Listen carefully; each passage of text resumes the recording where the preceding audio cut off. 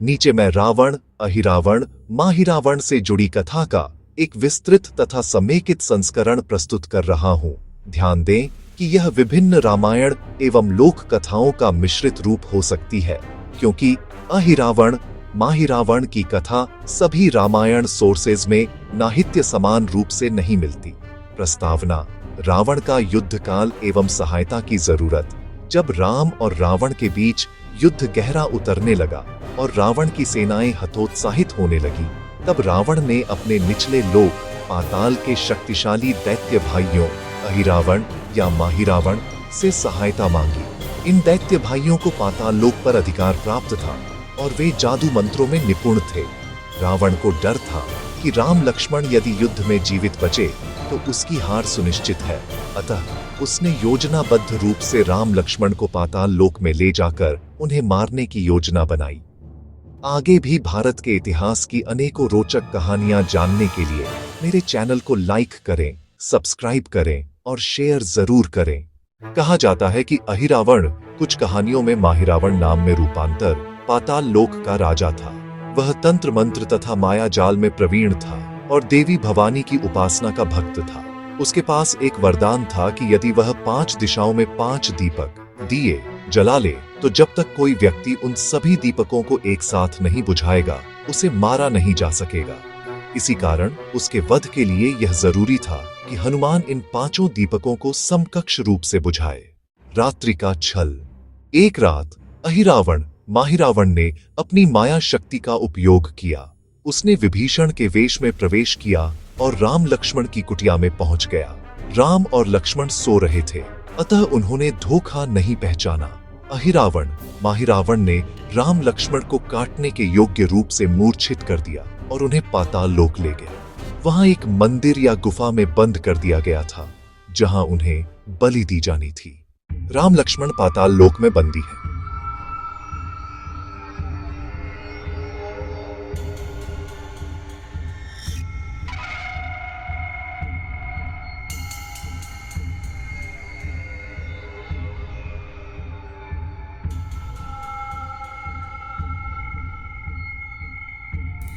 हनुमान, तुम कौन हो?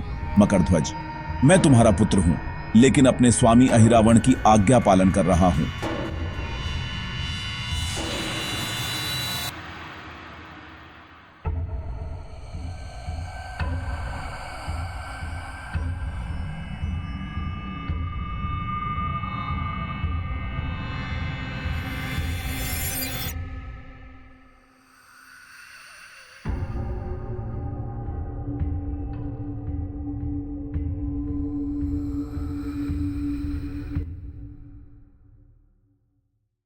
अहिरावण ने 5 दिशाओं पूर्व, पश्चिम, उत्तर, दक्षिण, आकाश में 5 दीपक जला रखे थे।